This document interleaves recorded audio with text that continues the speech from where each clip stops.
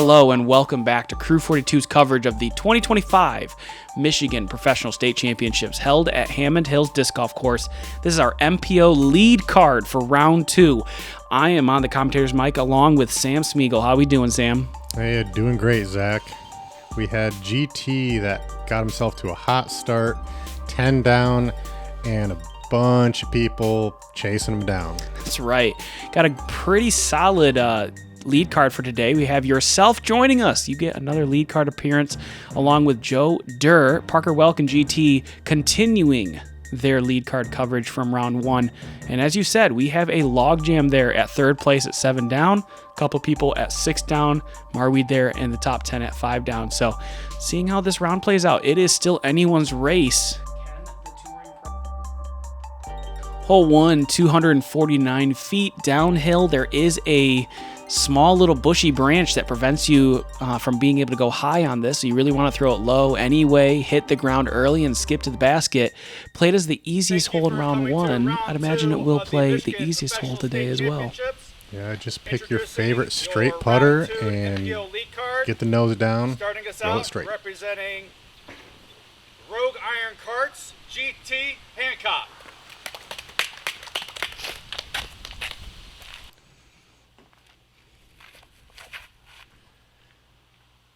Missed the tree. Giving that one a bit of an ace run, falls back to circle's edge behind the basket. Yeah, it really is about as far as you're going to see a disc go on this hole. Talk about the weather conditions a little bit. A windier round? Wind's definitely picking up a little bit, so we've got... we didn't have a whole lot of wind yesterday, so today there's definitely a little bit more wind to be playing. Next up, representing Gateway Disc, Sam Smigiel. Throwing a wizard here? Voodoo. Do that voodoo you do so well. Excellent shot. Almost hit Parker's disc. And rounding out our round 2 MPO Lead Card, representing Sweet Spot Disc, Deur. Last time we had Joe on the channel was here at Hammond Hills. I think it was a B tier we were filming. So to have him, this is a B tier as well, but this is a much bigger event than your standard B tier. This is a prize tournament in my opinion. And so Joe's just he's just good at Hammond. He does love himself some Hammond. Great putt from GT to get it started. Everybody else is parked and he's edge of circle. No nerves on the first putt. Yeah, and picking up right where he left off with the hot round in round 1. And, we talked about this in the previous round. The front 9, especially the first 4, very scoreable. Kind of sets the pace for what your round's going to look like. If you can get 3 of those 4, all 4 of them would be great. But this is where you kind of pick up birdies early. Hole 2, 292 feet. What do you got to do? You're going to be throwing backhand with something stable either in front or behind this tree, probably behind it because it's pretty clean back there now.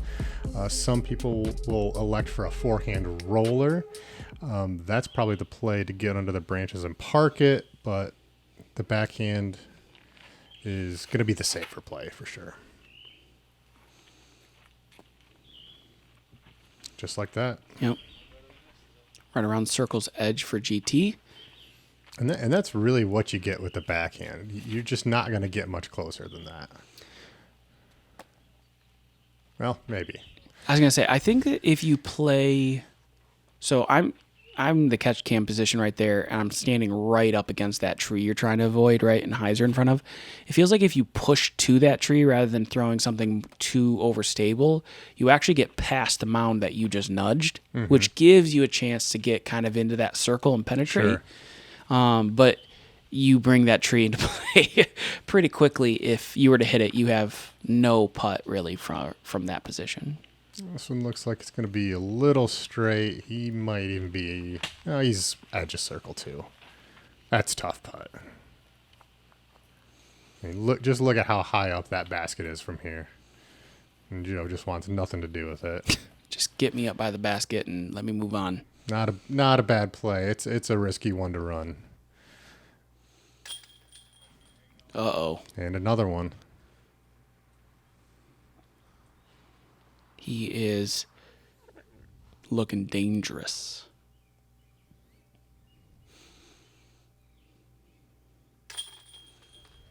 So are you. 2 for 2.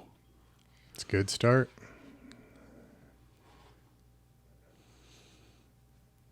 Parker to match. Man, you guys figured this all out.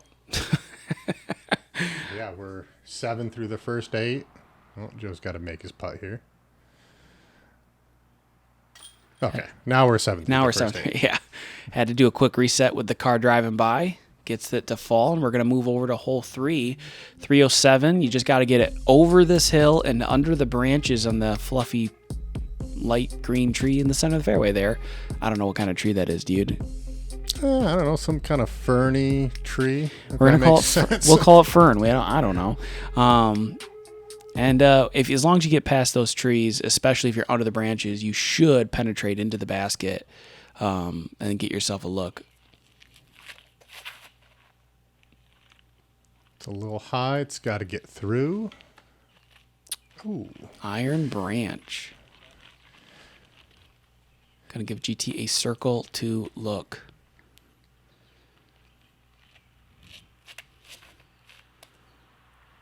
This is looking good. I want to say that's his truth. His tour series. Mm-hmm. Doesn't have to try very hard to get it to fly, and it flies very straight once you do. So he's going to be a little left. Have that bush maybe to contend with a little bit, but well inside the circle. Settle. Nice. That was not a voodoo. That was a voodoo. No way. That thing's stable. It is. The way you threw that.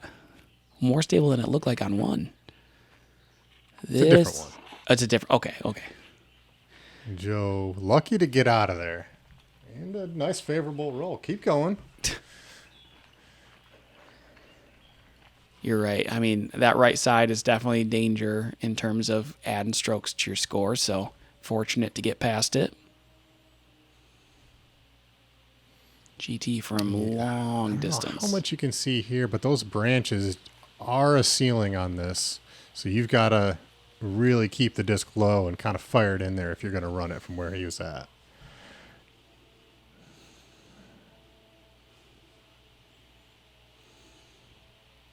Is he going to run this with a forehand?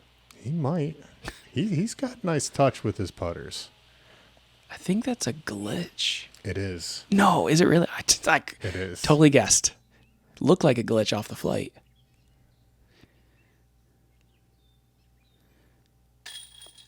No. Just in an uncomfortable spot for that putt. Hunched over, you're not comfortable. You're like, can definitely lead to some misfires. And looks like you're going to walk away with a stroke on the card and you're 3 through 3. How good you feeling right now? Feel good. I mean, that's exactly what you want to do. You want to get, like I said, if you can get 3 out of the first 4, you're feeling good. So, yeah, starting my round off on the right foot. Especially with GT just having such a good start to his tournament in round 1. You want to get as many as you can, get some of those strokes back, maybe make him feel a little pressure and see what happens from there. Hole 4 now, 335. Very precarious green here with a slanted hill. It's pretty dirt, packed dirt, and rollaway city if you can't on an edge. We saw GT throwing something a little slower speed to kind of mitigate that roll, and it worked out really well for him. We'll see if he repeats that or if anyone else follows suit. Yeah, you want to keep the disc, pretty flat, or at least keep it low enough so it's going to skip up the hill or just land flat. Kind of like that. Huh. So 4 through 4, huh? Looks like it.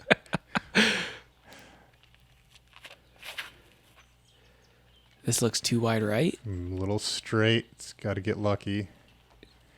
And wow. A nice roll. So he's going to have himself a putt. Probably edge of circle. Parker now. This looks good. Coming in on some angle. Oh, no. Oh, man. And I have to be honest, first contact with a disc on Crew 42. You know, I had to make a read on a 50-50 and I lost, unfortunately.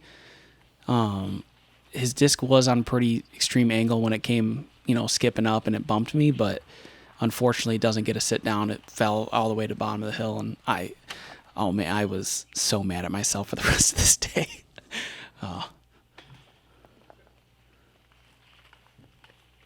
Yeah, that's tough, man. You know, like you said, you can't really see the disc until it's coming right over the hill, and obviously it's coming with some pace. So yeah, and this green the hill in general. Sometimes you get a flare skip up the hill. Sometimes it pops up. Sometimes it sits and kind of skips straight. And like I said, in my opinion, I kind of got stuck in a 50-50 spot, and my guess was wrong. And unfortunately, it bumped me. It is part of the game, unfortunately, whether we want it to be or not. Sometimes it could have just as likely stopped right then, been parked next to the basket, and I would have felt equally bad that this, you know, I could have stopped a roll away. You know what I mean? But you never want to be part and interacting with the field of play.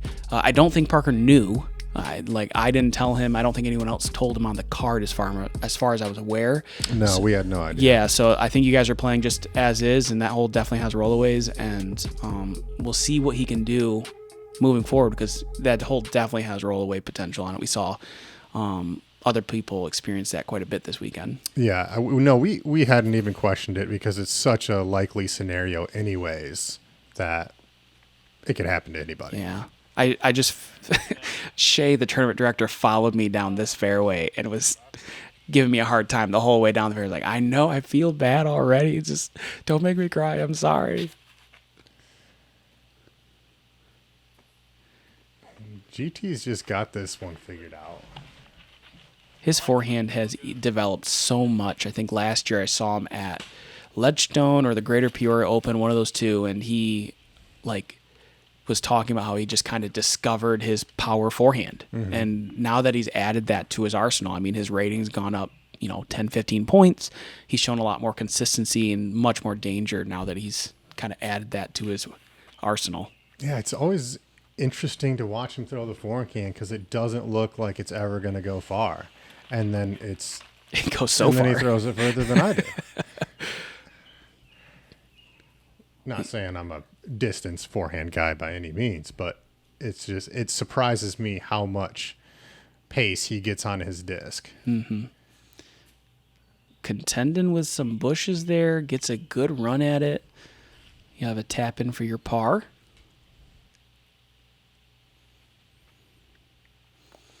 And we're seeing a very similar result to yesterday. A lot of circles edge or circle 2 putts. This hole is just really hard to get close on. It is. These drives and what we saw yesterday are what you see a lot of people get to. And GT capitalizes. Had that putt yesterday, missed it. Capitalized today. Mm-hmm. Just a smidge too low from Parker there. We only had 4 birdies on day 2 on this hole. Really? So, yeah. Played as a difficult birdie to get. It's a tough one, but I would expect a little more than that.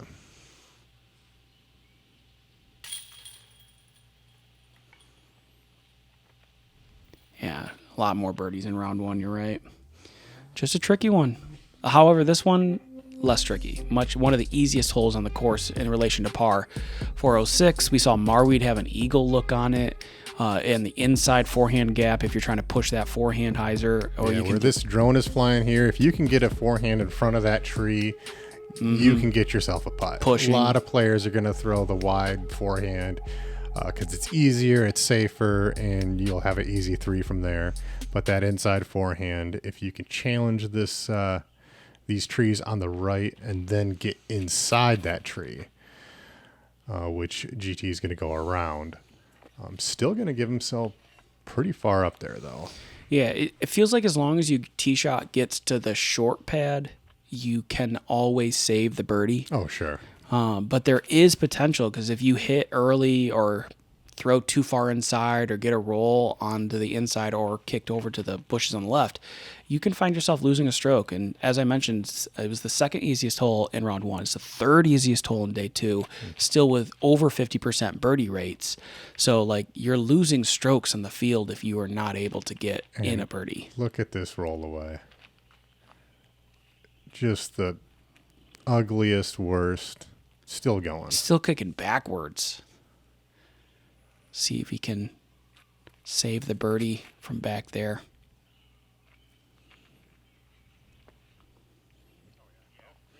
Yeah, good forehand from Joe.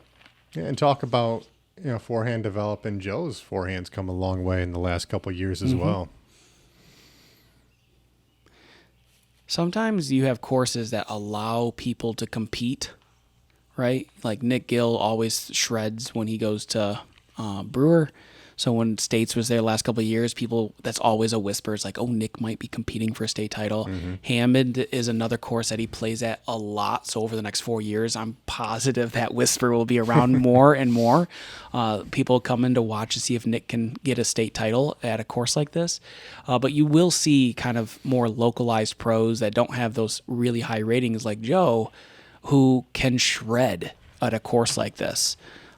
He had a solid first round. He's looking to improve on it here, and definitely a guy, or other people like him too, that can get some surprisingly good scores if they stay clean on a course like this. And that's really what it is. If you can stay clean, you're going to have some birdie opportunities. GT going jump putt and standstill putt for rounds 1 and 2 for his approaches is exactly what you want to do. You'll take that every time. Fantastic save from Parker. Oh, yeah. The third shot going down the hill, making it a challenging, 28, 30-footer, able to get it. Great save after that first kick and roll back. Good birdie from you. And that's 4 through the first 6. So... 5. You're right. 5 through the first 6. Who's paying attention? I am. I swear. I mean, that's spectacular, especially with some, hole 8 coming up. You can get hole 9. I mean, you're looking at really setting a pace here if you can stay clean. Hole 7, 416, way uphill, limited ceiling with the shrubbery in the center of the fairway there. You can go forehand gap on the left side to try to get it just into the landing zone and then just a pitch up to the green. But of course, there's always rollaway potential here. I mean, several baskets on this course are just kind of sitting next to a slanted hill. Yeah, you just want to challenge that ceiling as much as you are willing to and hit the gap with something fast. Get up the hill. And again, GT just really has not made any mistakes off the tee through rounds 1 and 2, pretty much. This is a little high. Keep pushing.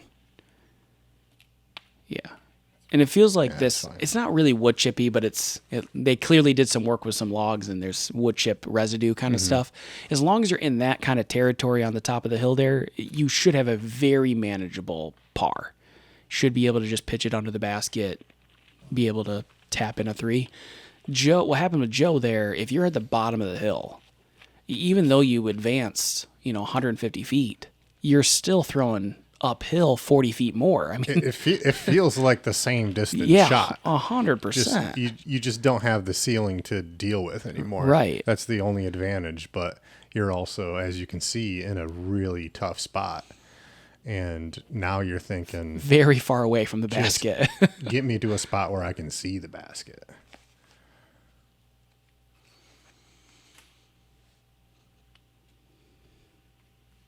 And that's going to stay off the fairway, so didn't quite get around the way he was hoping to.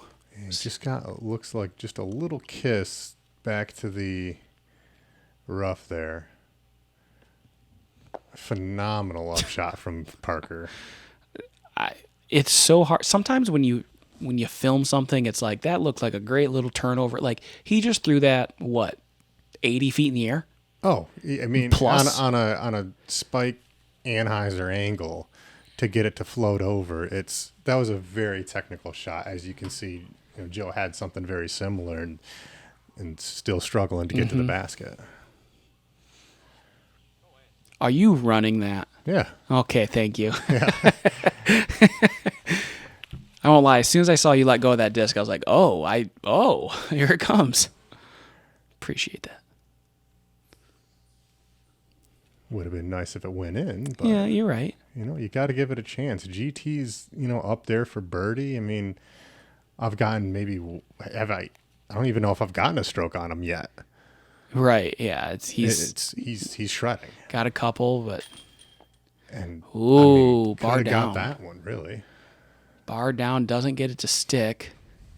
Here's Joe for a 5. Stops the bleeding at that point. Here you are for your 3. Yeah, hole 7 played as the hardest hole on the day. I think, again, let me double check. Round 1, it played as the second hardest. Day 2 played as the hardest. How many birdies do you think we saw today? I'm going to go...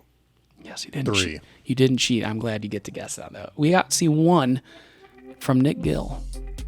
Nice. All right, hole 8, island hole. You love this edition. A lot of people like this edition. Makes it one of the biggest scoring separating holes on the course now. Just hazard island. So you just got to get it touching the brick. Yeah, I'm seeing a lot of people just trying to take their chances with those last couple of trees with the forehand. Gets you close, but there's still a couple trees you got to contend with. And I just pull this one right into the bushes. Far enough forward where a second hazard stroke is near impossible. Yeah. And I think that's a relevant thing. We saw Nick in round 1 land super short like we're seeing Parker. And then his approach shot, trying to navigate through a couple trees, stayed on the edge of the circle. Like, it barely snuck in. Like, you can pick up a second one if you hit early enough on this fairway. So he's Joe doing as well. 3 people not getting into the circle. I mean... Yeah, and it's something you're not even really thinking about the potential for something like that. But because it's the hole's, 210 feet? 224. It's very easy to get too relaxed on a hole like this, and you can see both days Go in. Oh, it's giving the lead card some troubles.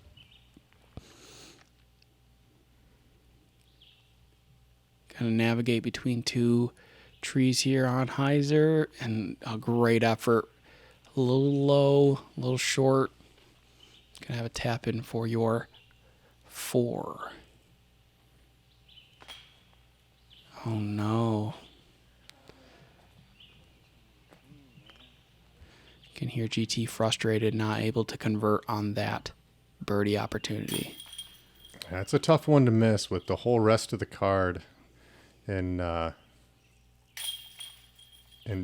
really a bad position, all taking bogeys. I mean, He had a chance to take 2 strokes on everybody. Yeah, the hole plays as middle of the pack, just under par at 2.9, 47% birdies. So half the field's getting a birdie, but 27% getting bogey and another 2% getting bogey or worse.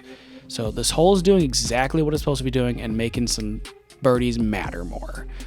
Hole 9, 418, way uphill. Got a limited ceiling off the tee, right?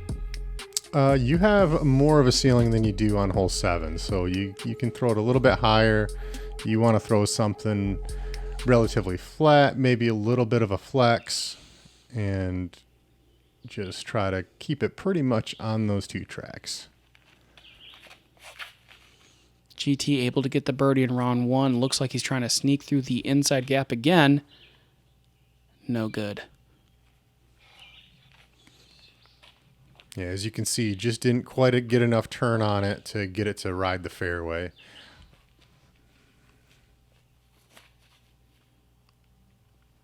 See, I can get a little too much turn on this. Yeah, and that's the tree you're trying to get past, right, with that turn on it? Because once you get past that tree, there's a lot more open space on the fairway. Through the shot I wanted is just a couple feet too far to the right. Parker birdied this in round 1 as well, and he's going to sneak into a similar position as GT, honestly. Yeah, I think he's maybe a little bit closer. I think they might be able to find a line in there.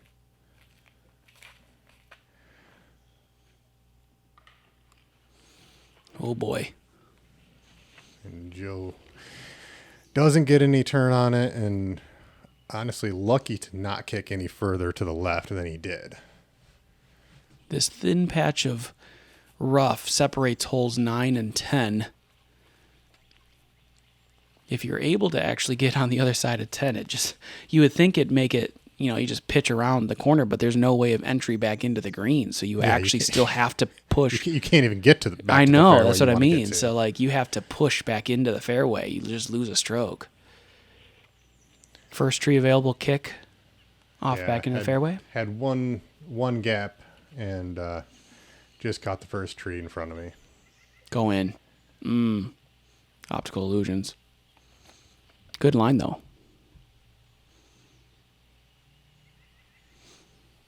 Again, there's a lot of skinny trees right next to the basket. You want to land either right next to it or in an open slot. What is the best spot? You want to be a little past it, or do you want to be on the front side where your disc is? I think you want to be on the 2 tracks. If you're on the 2 tracks, then you see there's way more trees from our perspective to the right of the basket. And even if you are behind one of them, look at that putt. Jeez, oh Pete's. You're still going to have some sort of putt at it where you get too far to the left of the basket, then I mean you could be 15 feet from it and really be struggling to find a way to get in. Oh my goodness. Well, apparently this hole is really easy if your name is GT or Parker. Yeah, you didn't like their drives, but they liked them. Yeah, I didn't think they were the worst. I just didn't think it was good as round 1, but I was just wrong. They were birdies. Oh yeah, see what you were talking about earlier, those trees on the left side making. Yeah, see, I mean he's right there, and he had nothing. Brutal here for Joe as he takes another double bogey here. 5 over in the last 3 holes. He's going to need to turn around if he wants to make a push here on the back 9 here. GT getting 6 down again on the first 9 holes. He is cruising here. He had a spectacular start. A couple hiccups here in the last 2 holes, but still plenty of disc golf to play left here on the back 9. If you're not already a part of our Patreon following, please do so. It's a very small dollar donation in order to support us on tour. If you haven't already, please like, share, and subscribe. And Sam, thanks for joining me. Thanks for having me.